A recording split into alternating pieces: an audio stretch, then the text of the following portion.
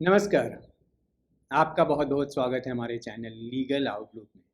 कई बार आपको जजमेंट पढ़ के एक डिफरेंट फीलिंग आती है, क्योंकि वो एक इंटायरली डिफरेंट अप्रोच से उस मुकदमे को देखा जाता है जज के द्वारा और डिसाइड किया जाता है। अब ज़रा सोचिए, आपने कोई केस जीत लिया, कोर्ट ने आपके फेवर में डिग्री भी दे दी, अब सेल डीड भी एग्जीक्यूट हो गया आपके फेवर में, लेकिन फिर भी प्रॉपर्टी आपको नहीं मिलती है, पोजीशन नहीं मिलता है। और उसका सिर्फ एक वजह होता है कि कोर्ट आपके कंडक्ट को एनालाइज करके आपको वो रिलीफ डिनाई करती है। मतलब कोर्ट बिहेवियर और स्ट्रेटेजी को ज़्यादा तरजीह दे रही है, इम्पॉर्टेंस दे रही है, बजाय कि क्या लॉ उसमें इन्वॉल्व है और क्या लीगल प्रोविज़न है। हम जिस केस का जिक्र करेंगे वो केस बहुत ही रिसेंट है, अभी पिछले वीक का ही है, और उसमें जस्टिस दीपांकर दत्ता ने चीज़ों को एक डिफरेंट एंगल से एनालाइज किया है। पहले फैक्ट समझते हैं। फैक्ट ये है कि 1986 में एक एग्रीमेंट टू सेल में पार्टीज इंटर करती है। 1988 में फिर वो स्पेसिफिक परफॉर्मेंस का सूट डालता है। 1998 में 10 सालों के बाद उसके फेवर में डिग्री पास होता है और 2001 में सेल डीड एग्जीक्यूट कर दिया जाता है कोर्ट के द्वारा उसके फेवर में स्पेसिफिक परफॉर्मेंस के डिग्री के तहत। अब आती है बारी पोजीशन लेने की। पोजीशन लेने के लिए फिर जब वो एग्जीक्यूशन फाइल करता है तभी वहाँ पे एग्जीक्यूशन में थर्ड पार्टी आके ऑब्जेक्शन फाइल करते हैं कि वो उस प्रॉपर्टी का टाइटल किसी और जरिए से डिराइव कर रहे हैं, और चूंकि वो सूट में पार्टी नहीं थे इसलिए उन पर ये डिग्री लागू नहीं होता है और उनके पोजीशन को उनसे पोजीशन नहीं लिया जा सकता है उस स्पेसिफिक परफॉर्मेंस के डिग्री के तहत। अब जो ट्विस्ट है उसमें एक और फैक्ट है जो बहुत बड़ा इम्पॉर्टेंट होता है और सुप्रीम कोर्ट ने उसको बहुत ही तरजीह दिया। वो ये होता है कि 1988 में सूट फाइल करने के बाद उस प्लेंटिफ को ये पता चलता है कि इस प्रॉपर्टी को किसी और जरिए से किसी और लोगों ने एक्वायर कर लिया, अपना इंटरेस्ट क्रिएट कर लिया है।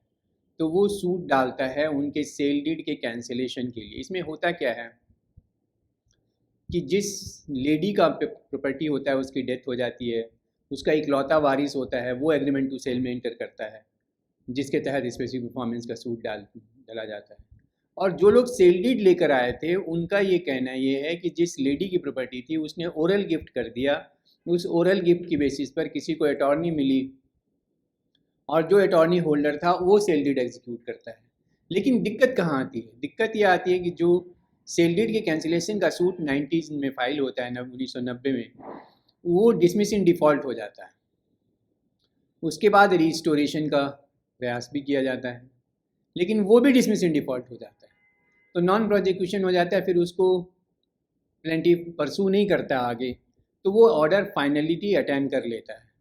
अब इसके क्या कॉन्सिक्वेंसेस हैं उस स्पेसिफिक परफॉर्मेंस की डिग्री पे, इसको हम समझते हैं आज के जिस केस का जिक्र मैं कर रहा हूँ उसके बैकग्राउंड में, जिसका नाम है शारदा सांघी वर्सेस आशा अग्रवाल, और ये 2026 INST 292, ये अभी रिसेंट जजमेंट है। तो जो सुप्रीम कोर्ट ने जिस चीज़ को एनालाइज किया उसने ये कहा कि भाई देखो, पहले जो सूट डिसमिस इन डिफ़ॉल्ट हुआ और फाइनलिटी अटेंड कर लिया है उस केस में रेस जुडिकाटा तो लागू नहीं होता, जो कि दूसरी पार्टी का आर्गूमेंट था। क्योंकि सेक्शन 11 CPC में बड़ा क्लियर है कि रेस जुडिकाटा लागू होने के लिए कोई मैटर हर को सुना जाना चाहिए और कोर्ट फाइनली उसको डिसाइड करे।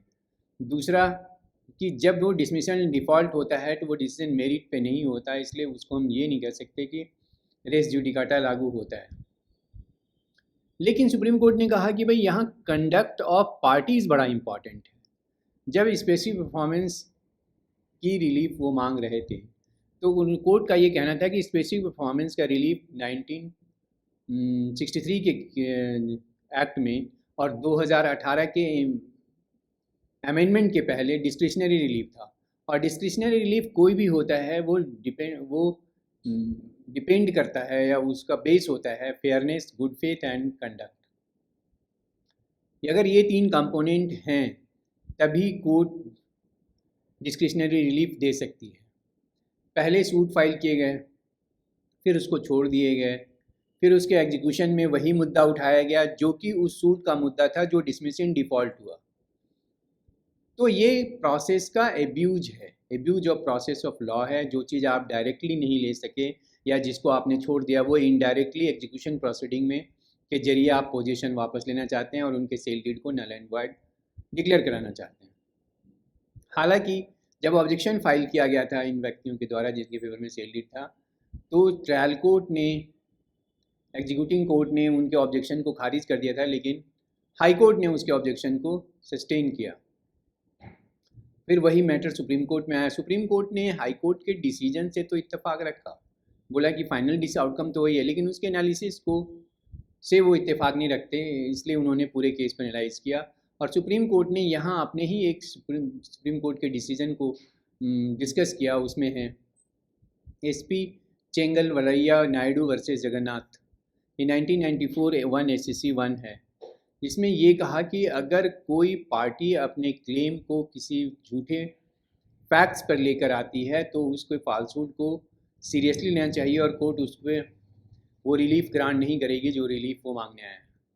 यहाँ पे सुप्रीम कोर्ट ने एक बड़े ही फेमस जजमेंट का और जिक्र किया, के मोदी वर्सेस KN मोदी, ये 1998 का जजमेंट है 3 SCC 573, जिसमें कहा कि अगर एक ही मुद्दे पे बार बार लिटिगेशन किया जाता है तो ये abuse of process of law है। सुप्रीम कोर्ट ने कहा कि जो व्यक्ति अपने मुकदमे को छोड़ दिया था, यहाँ डिसमिस इन डिफ़ॉल्ट होने दिया, रिस्टोरेशन एप्लीकेशन भी डिसमिस इन डिफ़ॉल्ट हुआ, वो उसी मुद्दे को यहाँ एग्जीक्यूशन में लेके आ रहा है जो गलत है। तो अब एक जो बेसिक चीज़ हमें समझने वाली बात है कि भाई किसी भी नॉन प्रोजिक्यूशन में डिसमिस हुए मुकदमे का क्या इफ़ेक्ट होता है। तो सबसे पहला जो लीगल प्रोविज़न है वो है ऑर्डर 9 रूल 9 का, कि अगर वो डिसमिस इन डिफ़ॉल्ट हुआ तो आप फ्रेश केस नहीं ला सकते जब तक कि आपको ऑर्डर 23 रूल 1 में आपने परमिशन लेकर विड्रॉ नहीं किया है। तो यहाँ पे कोई परमिशन नहीं है तो कोई फ्रेश लिटिगेशन नहीं हो सकता। सिंपल लैंग्वेज में अगर इसको हम समझें तो मौका मिला था, आपने यूज़ नहीं किया, अब दोबारा चांस आपको नहीं मिलेगा, क्योंकि कोर्ट ने आपको कोई परमिशन नहीं दिया है उस इसी को एजिटेट करने का। तो जो एक समझने वाली बात है इस जजमेंट में कि कोर्ट केवल लॉ नहीं देखती आपके राइट को डिसाइड करने के लिए, आपका कंडक्ट भी देखती है। सुप्रीम कोर्ट ने कहा कि आप अगर एक बार आपने अपनी प्रोसीडिंग को अबंडन कर दिया है, छोड़ दिया है, तो आप उसको इनडायरेक्टली रिवाइव नहीं कर सकते किसी और लिटिगेशन में। और यहाँ पे क्लीन हैंड्स डॉक्ट्रिन लागू होता है कि a person must approach the court with clean hands, कोई ड्यूबियस अप्रोच ना लेके चले। तो अब फाइनल वर्डिक्ट क्या हुआ सुप्रीम कोर्ट का, अब हम इसे समझते हैं। कोर्ट ने कहा कि कोई एक्सेप्शनल सर्कमस्टांसेस नहीं है इसमें जो जो जजमेंट फाइनलिटी अटेंड कर चुका है डिसमिस इन डिफ़ॉल्ट की वजह से उस इशू को री एजिटेट किया जाए।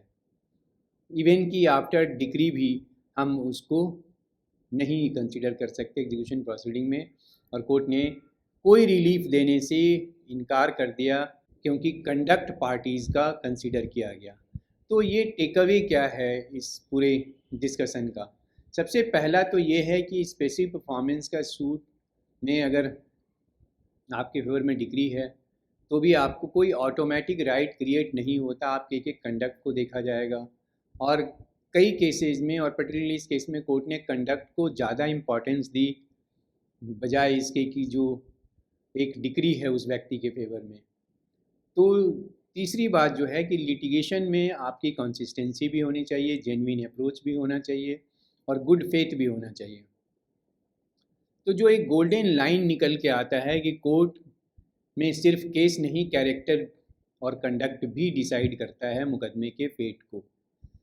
अब आप याद रखिए एक बात को कि गलत फॉलोअप से या गलत डिसीजन से या लापरवाही से आप कभी भी केस किसी भी स्टेज पे हार सकते हैं। इसलिए जब भी एक प्रैक्टिकल लेसन लेकर जाइए कि अगर कोई मुकदमा किया है तो उसको जेन्युइनली और सिंसियरली फॉलोअप कीजिए, नहीं तो उसके कॉन्सिक्वेंसेस आपको लेटर ऑन बहुत महंगा पड़ सकता है। और आज का डिस्कशन में हम इतना ही रखते हैं। मेरा नाम दिलीप सिंह है और मैं इस तरह के डिस्कशन लेकर आपसे नए जजमेंट के बैकग्राउंड में मिलता रहता हूँ।